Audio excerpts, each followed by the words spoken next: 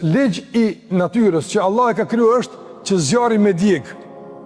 Nëse njëri hyn zjarr, a e pretendon me njëre dhimbjen e gabimit të tij, po me njëre mirë po, nëse njëri për shembull e shkel një urën të Allah xhallahu ala, a djeget me njëre?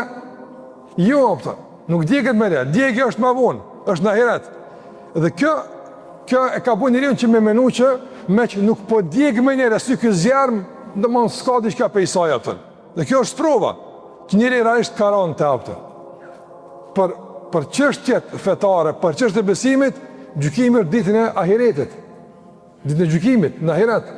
Nëse mungon ky dimension jetë e njerit, njëri pastaj me çfarë, domethën presioni, po them kushtimisht, me çfarë motivi i bindet urdhave të Allahut xhallahu ala. Lën diçka që është përputhje me epshin e tij.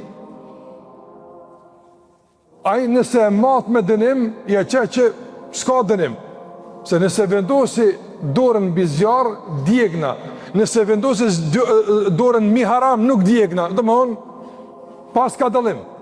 Vonesa e dënimit e ka mashtruar njeriu në atë. Çfarë i ka ndodhur njeriu në mungesë të ahiret? I ka ndodhur që të mjaftohet me kënaqësitë e kësaj bote, duke menduar se këto kënaqësi janë fundi. S'ka kënaqësi më të mëdha atë. Prandaj meq këto janë kënaqësitë dhe këto janë fundi i kënaqësive, njeriu pastaj nuk ka hezituar që të shkel edhe kufit. Meni kur inkuadrohet ahireti, atëherë dënimi bëhet diçka reale. Por edhe kënaqësitë e kësaj dhunjaje pastaj menjëherë ju bie vlera.